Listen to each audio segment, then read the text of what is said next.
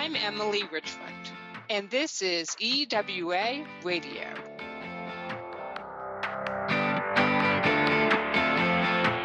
The big story this spring is the rollout of new assessments aligned to the Common Core standards, which have been adopted by more than 40 states.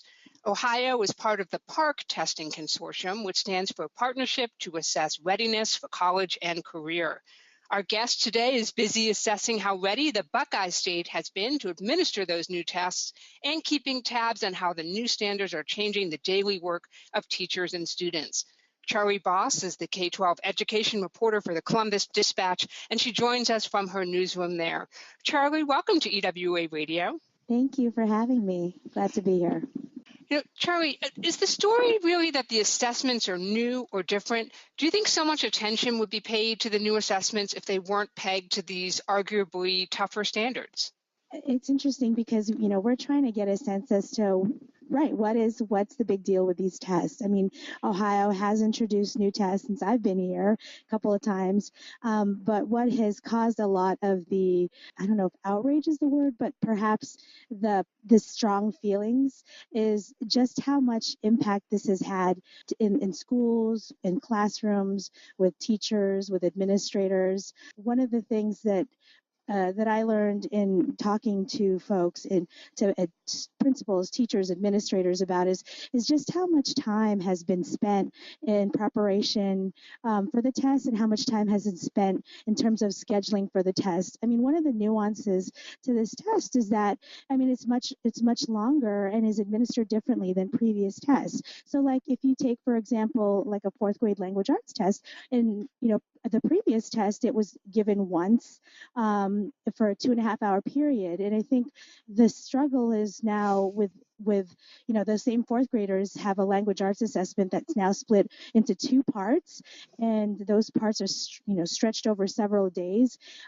So for example, like the performance-based assessment is given over 3 days for 90 minutes each, and it's a huge change for schools, and they're still kind of struggling with the scheduling of it all and how they're adjusting schedules and how class times are being affected by it. In some cases, classes are being cut in half. 55-minute periods are now 25 or so minute periods, and for several days at a time. And I don't know if until they lived it really saw what was going on. And another thing that has been interesting to hear is just even the effect this has had for teachers who cover classes with different grade levels. So like, for example, Spanish and choir classes, have a revolving door of students coming in and out of their class to take tests. And as a result, they've got to put their class plans on hold until kids come back.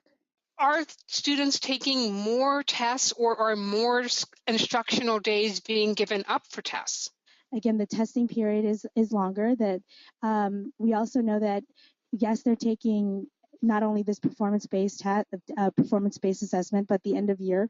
So that in some minds is considered as a double of what was done before. But, in addition to that, Ohio has phased in this teacher evaluation system, which also requires tests too. And then this is in addition to the battery of tests that schools normally give: formative assessments, district-wide assessments, and classroom assessments as well. I think we should point out, though, that tests in and of themselves are not necessarily negative if those tests are being used to guide instruction and potentially help a teacher figure out where students need help.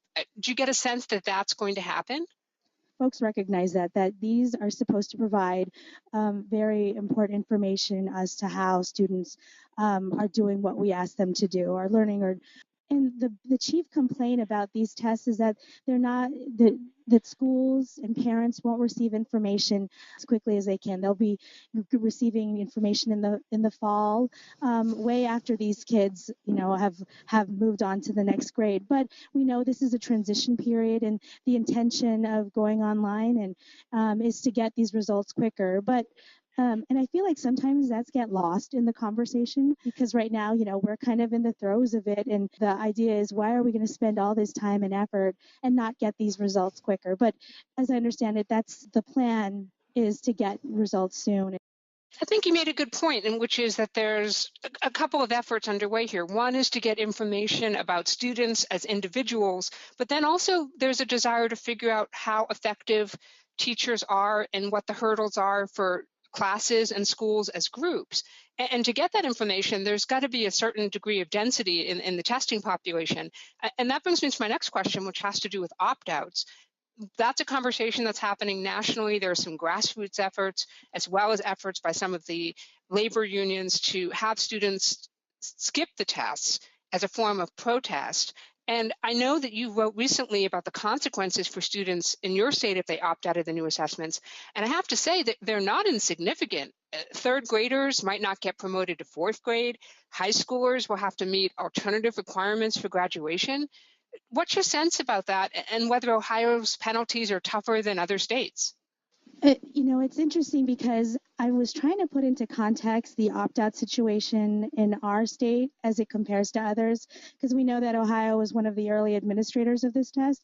But, because, I've tried to get some hard numbers on just how many folks were opting out, and certainly it doesn't compare to other states like Colorado. Now, yes, there are consequences if students who are in the third grade don't take the test. I have talked to some parents of third graders who have opted their kids out of like the math portion but have not opted out of the language arts because fully understanding what's at stake.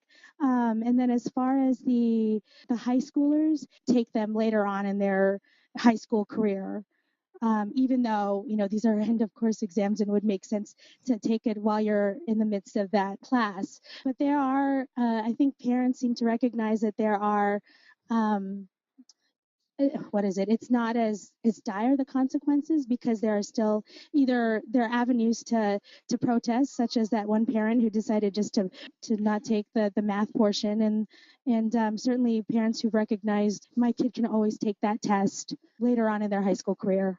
So we've talked a little bit about how parents are feeling about this, how teachers are feeling.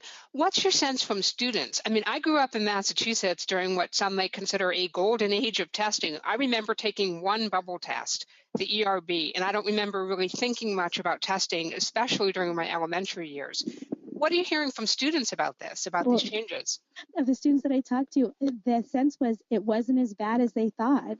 It was much easier. A lot of them were able, so the kids that I talked to said they finished it way before the testing session was over. They thought that the questions were different than how they may have learned a subject in class, which I thought was interesting. And there was also kind of a sense of relief when I've talked to some administrators who were kind of relieved to hear that the kids didn't think it was that bad. There was this fear that we'd set them up for failure because they didn't know up until the practice, when the practice tests were available, what kind of questions they'd be asked. But yeah, but I should also note, I have read some letters to the editors we've got from kids and some other conversations I've had with perhaps other teachers who may have mentioned they have had some kids stressed out. But so I feel like I should denote, say that. But for the most part, folks were pleasantly surprised. Students were surprised.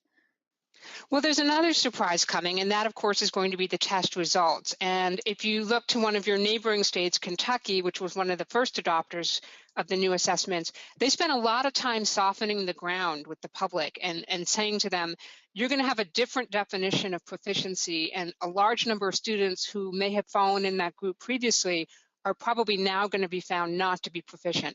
Do you feel like that kind of PR campaign is happening? Is it effective, or do you think people are going to be in for a pretty serious awakening?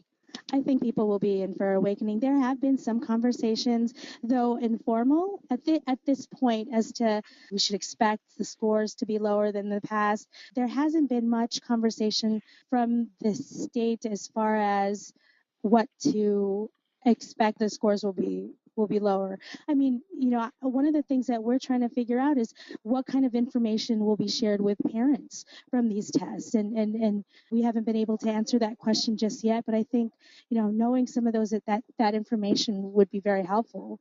Charlie, one more question for you. What advice do you have for your fellow beat reporters who are covering these issues in their states? What have you learned? Any tips or tricks you'd like to share? A lot of the battle is just trying to understand the issues, get hard numbers, and then put them into context. I mean, everything that I've been able to cover has been in part just getting a better understanding of the issues and going to really helpful EWA seminars. Well, we appreciate that plug, Charlie. Thank you. Sure. I have to say, I did. There's so much legwork that was involved, and just even understanding what the computer-based tests look like, what kind of preparations were in place. Oh, and I should also know, and I wish I would have done this earlier, but even reading the state's contract with Pearson and with AIR has been really helpful. There's some interesting information in there and made me aware of kind of some of the things that we should be able to ask. For example, a customer service plan in place that Pearson has, and they provide like daily reports and on what kind of issues that have come up, and that has some that I've been able to request information that has been really helpful in kind of quantifying how the rollout has been, for example. Charlie, thank you so much for taking the time to talk to us. This was really informative. Great, thank you so much. And that wraps up another episode of EWA Radio for us. We're glad you could join us, and we'll see you soon. Have a great week, everyone.